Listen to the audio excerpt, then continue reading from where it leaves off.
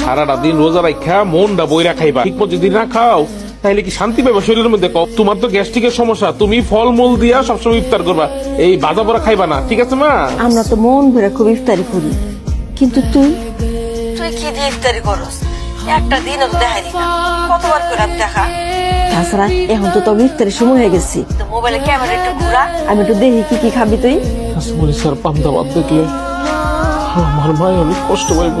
কি রে বাজার, চুপ করে রসুস কে, কথা ক। ও মা, আমি তো তোমার কইতে ভুলে গেছিলাম, আমার মোবাইলের পিছের ক্যামেরাটা নষ্ট হয়ে গেছে, 2-3 দিন পরে ঠিক করে এলাম মনে, তারপরে তোমরা দেখাম। আজকে যে কি গরম পড়ছে, রোজাটা রাখা জানটা একদম বাইরে যেতেছে। কষ্ট করে রোজার মাসে রোজা থাকার দরকার নাই, তুই তো আমার কথা শুনলি না। কি করছ তুই বন্ধু? সারা বছরের মধ্যে একটা হলো রোজার মাস, হ্যাঁ? এই একটা মাসের মধ্যে রোজা রাখুম না? আর একটা সুস্থ সবল মানুষ যদি রোজা না রাখে তাহলে তো পাপ হয়, তুই জানোস না? আর সুস্থ সবল শরীরে যদি রোজা না রাখি আল্লাহ জীবনে মাফ করবো না। আর এই রোজার মাসের মধ্যে বেড়া যদি এনে ওনে পলায় পলায় খাই, নিজের কাছে কেমন চোর চোর লাগে, মনে হয় একটা চোর বেড়া। জানোস না, বাড়ি থেকে 40 মাইল দূরে গেলে সে মুসাফির হয়ে যায়, আর মুসাফির গুলো ধর্মে কিছুটা ছাড় আছে। নামাজ রোজা না করার যে হাদিস, এগুলো তো বন্ধু ভালোই জানো, ধর্মের মধ্যে যে দেওয়া আছে যে নামাজ রোজা না করলে কি হইব, ওই হাদিস তুমি জানো না? হ্যাঁ, দোজাকে নিয়ে বাটানটা দিব। হজরুল হন, আমি যেখানে থাকি দেখবি মরার পরে তো আগে বেশ থেকে গা। আস্তাগফিরুল্লাহ, লা হাওলা ওয়ালা কুওয়াতা ইল্লা বিল্লাহ। এই তুই এগুলো কি করছ বন্ধু?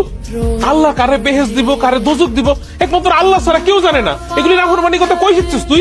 আল্লাহ ছাড়া পৃথিবীর কেউ জানে না যে কে বেহেশতে যাবে আর কে দোজকে যাবে। ওয়াজ মাহফিলের মধ্যে কয় যারা নামাজ রোজা সুস্থ অবস্থায় রোজা রাখে না, নামাজ না পড়ে, ওরা তো দোজকে যাবে। এটা আমি ছোটবেলা তো হুজুর কাছে শুনতে শুনতে বড় হইছি।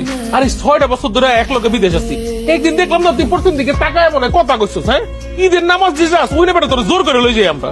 রোজার মাসে তুই রোজার হস্তা, এটা একটা পাপ, এর মধ্যে আমার নাফরমানি কথা কইছিস তো ভাই। প্রবাসে আইছি ভাই বোন মাডারে ভালো রাখনের লেগা, নিজে যদি আউশ আল্লাহ পূরণ করি ওগরে ভালো রাখবো কেমনে?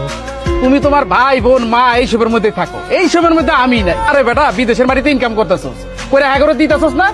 যাবি দেশের মাটিতে যায় দেখবি কি হেরাই প্রথমে তোর সাথে বেমানি করছে। তোর মতো তো সবাই এত পাশান না। আরে কি কর বেটা, আমগো বন্ধু হাবিব পাশানের পক্ষে হয়, পাশান না, ওর একটু রাগ বেশি, মন ভালো, বড় মনের মানুষ।